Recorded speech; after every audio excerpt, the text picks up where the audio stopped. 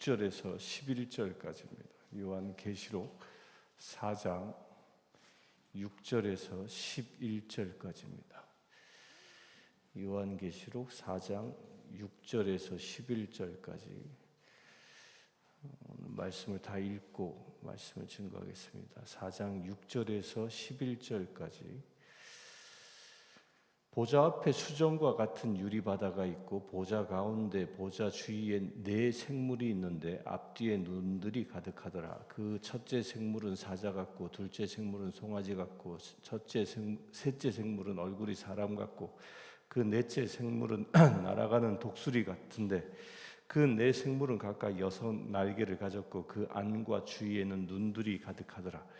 그들이 밤낮 쉬지 않고 이르기를 거룩하시다 거룩하시다 거룩하시다 주 하나님 곧 전능하신 이여 전에도 계셨고 이제도 계시고 장차 오실 이시라 하고 그 생물들이 보좌에 앉으사 세세토록 살아계시는 이에게 영광과 존귀와 감사를 돌릴 때 24장로들이 보좌에 앉으신 이 앞에 엎드려 세세토록 살아계시는 이에게 경배하고 자기의 관을 보좌 앞에 들이며 이르되 우리 주 하나님이여 영광과 존귀와 권능을 받으시는 것이 합당하오니 주께서 만물을 지으신지라 만물이 주의 뜻대로 있었고 또 지으심을 받았나이다 하더라. 아멘.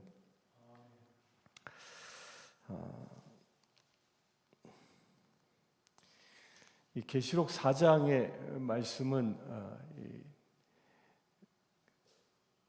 성부 하나님이 어떤 분이신지 하나님에 관하여 말하고 있습니다. 우리가 수요일날 보았나요? 수요일날 본 말씀에 의하면 하늘 문이 열리고 그 벽옥과 홍보석 같은 그런 하나님의 이 형상을 표현했죠. 그러니까 사람의 형상이 아닙니다. 그러니까 인간의 언어로는 표현할 수 없는 그런 분이 보좌에 앉아 계시다. 그분이 바로 성부 하나님이시다라는 겁니다. 그런 하나님에게 하나님이 보좌에 앉아 계시는데 그 보좌에 앉아 계신 그 하나님 주변으로부터 지금 어떤 일이 일어나고 있는가 합니다. 오늘 말씀에 보면 보좌 앞에 수정과 같은 유리 바다가 있고 보좌 가운데 보좌 전에 네 생물이 있는데 앞뒤에 눈들이 가득하다. 그러니까 보좌 앞에 수정 같은 유리 바다가 있다. 이게 말이 안 되죠. 어떻게 수정과 같은 유리 바다다. 그러니까 이 표현 자체가 수정 바다다 이런 얘기가 아닙니다. 이 말은 에스겔서 1장 2절에서도 똑같이 표현합니다. 거기서는 수정 같은 궁창이라고 표현합니다. 그러니까 이 지금 4장의 말씀은 에스겔서에서 쓰여지고 있는 에스겔이 보았던 그 하늘의 광경을 이 지금 사도 요한이 다시 보고 있는 겁니다. 표현을 조금 다르게 할 뿐이죠. 수정 같은 궁창이라고 에스겔서는 표현했는가 하면 이 사도 요한은 그것을 보고 수정 유리 같은 마치 유리 바다가 있고 유리 바다 그러니까 반짝반짝 빛나는 바다가 그 앞에 놓여 있다라는 것이죠. 그게 주님 앞에 펼쳐져 있는 그걸 인간의 언어로 어떻게 표현할 수는 없지만 굉장히 빛나는 바다와 같은 그 빛의 세계 가운데에 주께서 좌정해 계시다라는 겁니다. 그러니까 하나님은 어떤 분이시죠? 빛이신 분이십니다. 그 온 세계를 밝히는 그 영광 가운데 계시는 분이다라는 표현을 이렇게 하고 있는 겁니다. 그리고 네 생물이 나오는데 이 네 생물도 에스겔서의 1장 18절에 나와 있는 생물들입니다. 그러니까 에스겔서에서 표현하고 있는 생물은 이 한 몸의 머리가 이 사방으로 다른 얼굴을 가진 존재로 표현하고 이 사도 요한은 각기 다른 존재로 표현할 뿐이죠. 네 생물에 대하여 표현하고 있습니다. 이 네 생물은 어떤 존재냐? 이 도대체 네 생물이 상징하는 게 뭐냐? 특별히 오늘 읽은 6절부터 11절까지의 말씀에는 이 네 생물과 또 24장로 이 존재가 과연 어떤 존재냐라는 것을 놓고 신학적으로 많은 사람들이 연구했고 또 논쟁하고 그래왔던 것입니다. 그 제일 첫째로는 그 2세기경의 성 이레네우스 이 성인은 이렇게 얘기합니다. 사람의 얼굴을 했다라는 것은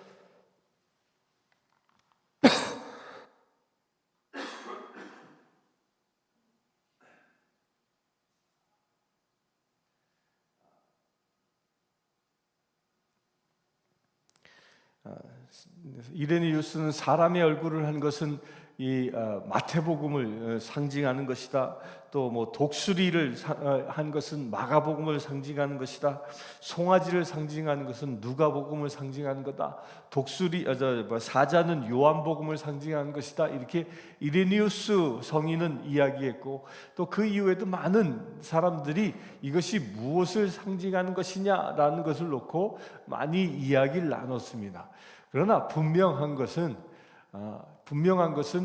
이 내 생물이 어떤 존재인지는 정확히 알 수 없습니다. 그냥 여기서도 사도 요한은 사자다라고 얘기하지 않고 사자 같고라고 얘기했어요. 또 송아지 같고, 또 사람 얼굴 같고 이렇게 같고 표현했다는 것은 뭐예요? 그거 비슷하게 생겼다 이런 뜻인 거죠. 그러니까 당시 사도 요한의 지식으로 표현할 수 있는 그냥 그 형상을 자기 언어로 표현한 것입니다. 그러니까 이것은 무엇을 이야기하냐면 하나님의 보좌의 이 내 생물은 하나님을 경배하는 천사다라는 겁니다. 천사다. 날개를 가지고 하나님 보좌를 주위를 돌면서 하나님 앞에 거룩하다 거룩하다 거룩하다 외치며 하나님을 경배하는 천사의 무리들을 표현하고 있습니다. 이 4장 오늘 읽은 6절부터 11절까지의 말씀의 사실 주 핵심은 내 생물이 어떤 존재인가, 24장로가 누구인가가 아니라 실제 이 6절에서 11절까지 중요하게 얘기하고 싶어 하는 것은 이 천상의 천사들도 또 24장로로 대변되어지는 하나님 존전에 세워진 천국에 입성한 우리의 선조들도, 믿음의 선조들도 그들이 지금 하고 있는 일이 무엇이냐는 거예요. 그들이 지금 하고 있는 것은 거룩하다 하면서 하나님을 찬양하는 일을 하고 있다는 것입니다. 이게 지금 천국에서 벌어지고 있는 일입니다. 이 이야기를 계시록을 통하여 당시 사도 요한에게 보여준 그 이유가 어디 있겠습니까? 당시 로마 황제에 의하여 참혹한 핍박이 있었던 시기였다고 말씀드렸죠. 이 사도 요한 또한 반모 섬에 갇혀서 낮에는 이 석산에 들어가서 돌을 캐는 그런 중노동에 시달렸던 사람입니다. 그렇게 시달리다가 토굴 속에 들어와서 밤을 지새고 그렇게 매일을 보냈던 고된 시간을 보내고 있었던 그 시기에 사도 요한의 눈을 열어서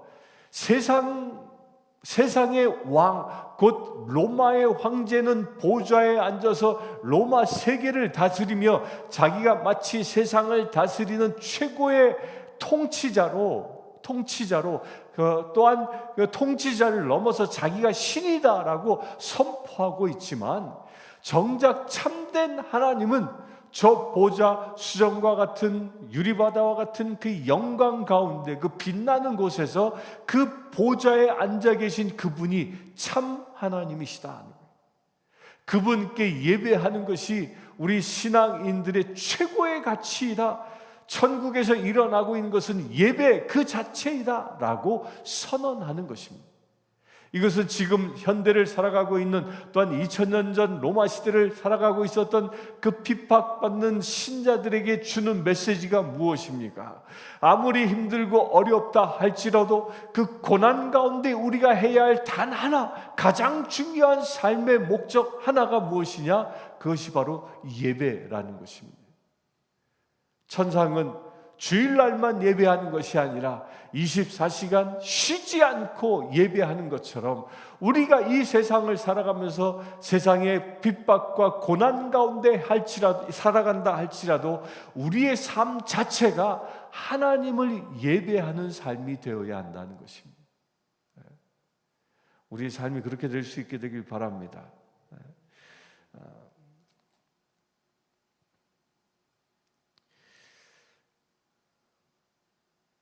이 하나님을 예배하고 있는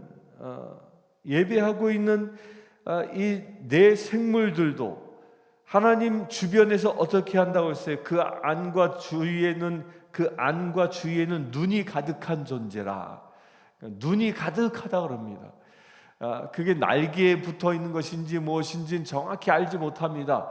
그러나 눈이 가득하다라는 것은 그 하나님 보좌에 둘러서서 예배하고 있는 그 천사들은 온 세계를 관찰하고 있는 천사들이라는 겁니다.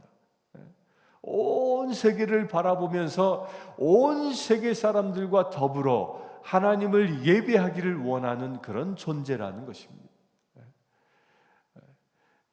이게 그 눈으로 가득 박혀 있다라는 그런 표현이, 주님이 우리를 그렇게 쉬지 않고 지켜보고 계시다라는 겁니다. 그 지켜보는 그 이유가 어디 있다고요? 그 내 생물들과 더불어 하나님을 찬양하는 데 있다는 것입니다.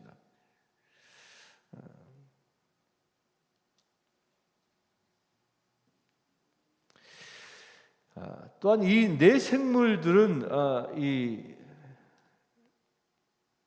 이 내 생물들은 누구의 이 통치를 받고 있습니까? 하나님의 통치를 받고 있는 존재입니다.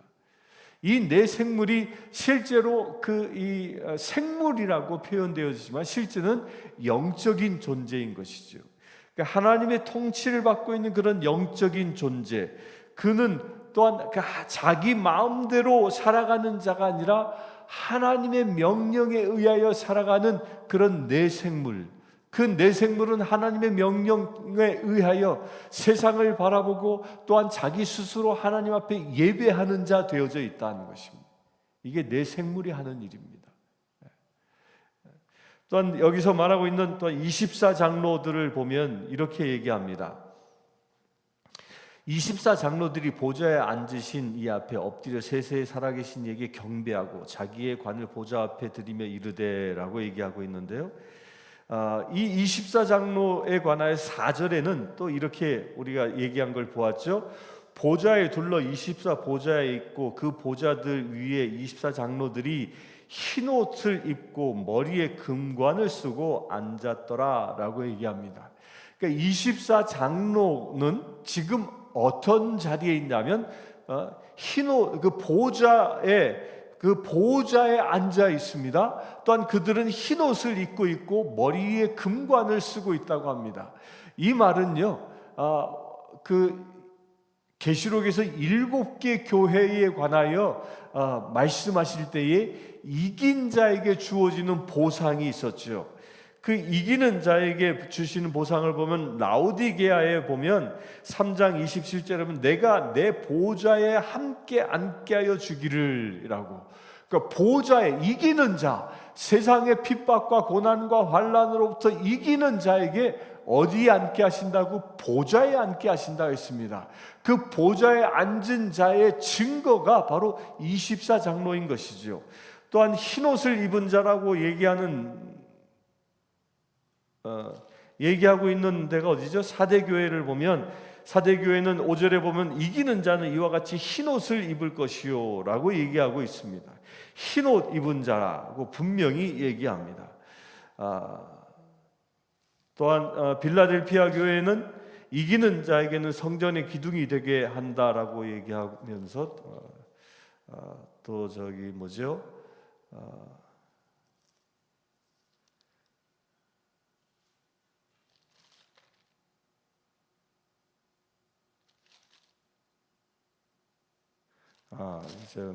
서머나교회죠. 서머나교회 10절에 보면 2장 10절에 보면 생명의 관을 준다라고 얘기하고 있는, 이렇게 생명의 관을 받고, 이것이 금관입니다.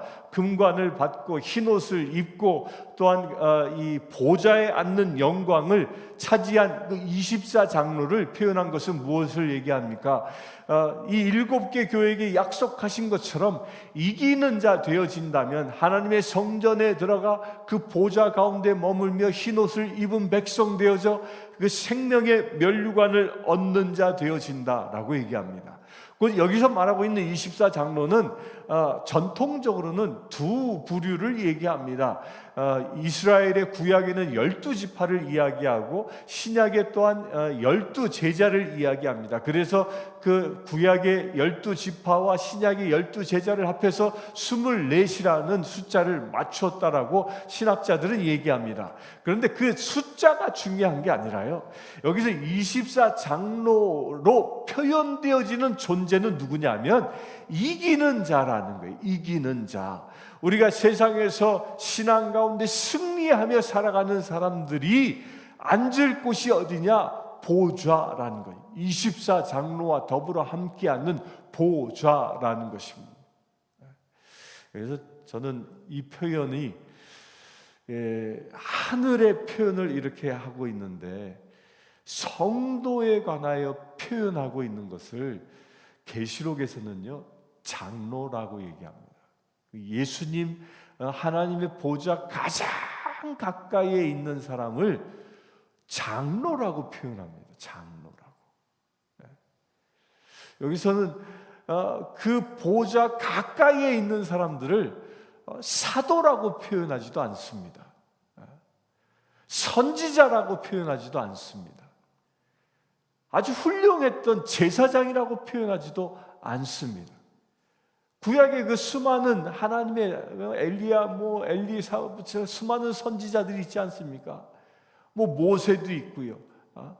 그 많은 사람들이 있었음에도 불구하고 그들의 이름을 기록한 것이 아니라 무엇을 기록했습니까? 장로라고 표현했습니다. 장로. 오장로님 계시지만요, 이 장로라는 이 직책이요 얼마나 귀중한 직책인가가 여기서 보여지고 있는 것입니다. 실제로 저처럼 목회자들은 자기 의지로 목회자가 될 수 있습니다. 내가 그냥 좋아서 신학교 가서 신학교 졸업하고 목사고시 보고 목사고시 합격하고 나면 안수받고 그가 내가 일할 수 있는 교회가 있든 없든 중요하지 않습니다. 그럼 그냥 목사가 되는 거예요. 그런데 장로는 그렇지 않습니다. 전 세계의 장로들을 선출하는 것을 보면 참 어렵습니다. 우리 교회도 5월 달에 새 장로를 선출하게 될 텐데요, 이게 쉬운 일이 아닙니다. 장로가 되기 위해서는 내가 되고 싶다고 해서 되는 것도 아니죠. 하나님께서 지정한 사람, 그런 하나님께서 지정한 사람을 성도들이 미리 살펴보고 성도들이 저 사람이야말로 우리가 믿고 따를 만한 장로감이야 라고 인정받는 그런 존재가 되어질 때 장로가 되어지는 거죠. 그 장로라는 직책은요 하나님께 인정받고 세상 사람과에게도 인정받는 사람이 장로직에 오르는 것입니다. 이게 교회 안의 직분 가운데 제일 어렵고 무거운 직책이 바로 이 장로의 직책인 것이 바로 그런 겁니다. 바로 그런 존재, 곧 하나님께도 인정받고 세상에 속해 있었던 성도들에게도 저 사람이야말로 장로다라고 인정받은 그런 존재가 어디에 가 있습니까? 주님의 보좌 주변에 포진하고 있다라는 겁니다. 이 말은 다시 얘기하면 이런 존재입니다. 하나님의 보좌에 들어가는 존재는 세상의 장로 직책을 가진 자가 간다는 얘기는 아니고요. 하나님의 보좌에 오르는 자는 그렇게 하나님께로부터 인정을 받고 세상 사람들로부터도 인정받은 사람이 주님의 보좌를 지키는 영광의 자리에 들어간다는 것입니다. 그런 사람들이 장로라는 것입니다. 그래서 힘든 겁니다. 그래서 위대한 것이죠. 이 말씀은 예수님께서도 이 장로가 되는 사람의 그 조건에, 보좌를 지키는 자의 조건을 관하여 주님이 뭐라고 했습니까? 천국에 들어가는 사람의 조건에 관하여 또 뭐라고 얘기했습니까? 온 만물 다하여 내 정성을 다하여 하나님을 사랑하는 자, 그리하여 하나님의 사랑을 받는 자, 또한 내 이웃을 내 몸처럼 사랑하는 자, 그래 세상 사람들이 저 사람이야말로 그리스도인이라고 인정받는 사람, 그런 사람이 천국의 주인 되는 것입니다. 그런 사람이 보좌 주변에 모여 주님께 예배하는 장로가 되어지는 것입니다. 여기 계신 모든 분들, 이 시간 예배하는 모든 분들, 그런 장로가 될 수 있게 되길 바랍니다. 세상에서의 장로만을 얘기하는 것이 아닙니다. 하나님의 나라, 그 보좌에 앉을 수 있는 그런 영광의 그 자격을 얻을 수 있게 되길 바랍니다. 그 자리입니다. 이것은 숫자로 표현한 것이긴 하지만 우리가 24명만 주님의 보좌 주변에 앉느냐 그런 얘기는 아닙니다. 이런 사람들이 이기는 자 되어져 흰옷을 입고 금관을 머리에 쓰고 주님의 보좌 가운데 앉는다라는 겁니다. 그러면서 이 보좌에 앉아 있었던 이 장로들의 성품이 나타나는데요. 뭐라고 얘기하냐면 10절에 보면 보좌 앞에 들이며 이르되 뭐하고 자기의 관을 보좌 앞에 드리고, 그러니까 하나님께 경배하고 자기의 관을 내려서 주님께 드리는 겸손함을 보입니다. 이 겸손함은 무엇을 표현하는 거냐면요, 자기가 하나님께로부터 인정받아서 그 생명의 면류관을 얻었습니다. 그러나 막상 그는 하나님 앞에 서 있어 보니까 나의 공로로 내가 관을 쓴 게 아니라 철저히 예수님의 공로로 내가 생명의 면류관을 얻었음을 발견하고 그 관을 내려놓은 것이죠. 내 힘으로, 나의 노력으로, 나의 헌신과 봉사의 값으로 생명의 면류관을 얻은 게 아니라 철저히 저 피 흘리신 어린 양, 우리가 이제 다음 주부터 보게 될 그 5장에 기록되어져 있는 피 흘리신 그 어린 양의 공로로 내가 생명의 면류관을 얻었음을 스스로 인정하고 주님 앞에 그 면류관을 내려놓는 그 겸손함을 보인다라는 겁니다. 장로의 이 성품의 미덕을 얘기합니다. 그 장로의 성품이 무엇이에요? 하나님만을 경배하는 삶, 또한 철저히 자기를 겸손히 내려놓는 사람이 장로의 성품을 가진 자라는 것입니다. 우리 그렇게 될 수 있게 되길 바랍니다. 지금 이 시간에도 보좌 앞에 엎드려 하나님 앞에 경배하고 자기의 면류관을 내려놓는 장로처럼 우리 또한 주님 앞에 엎드려 주님만을 경배하고 내 공로로 주님 앞에 서는 자가 아니라 예수 그리스도의 보혈의 공로로 내가 쓰임받는다라는 그런 믿음의 자녀 될 수 있게 되길 축원합니다.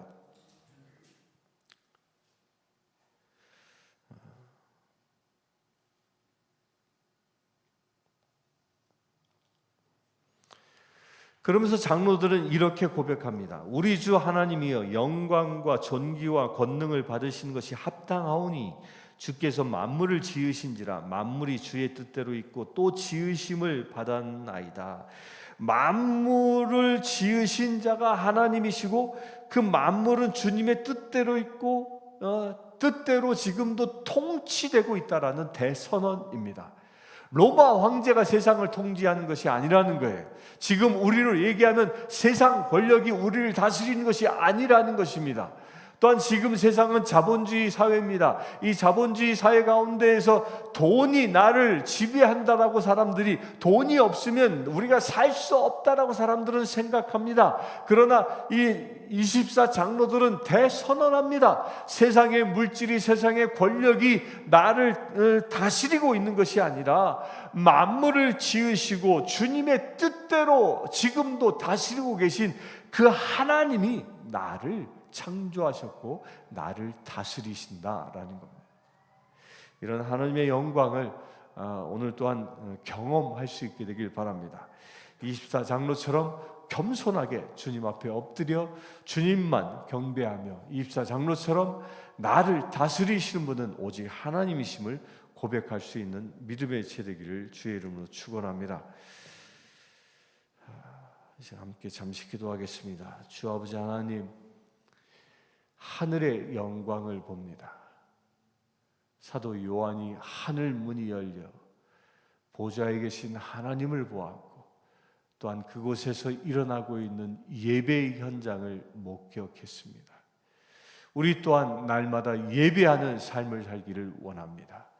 24 장로처럼 겸손히 주님 앞에 예배하는 믿음의 제들 되길 원합니다.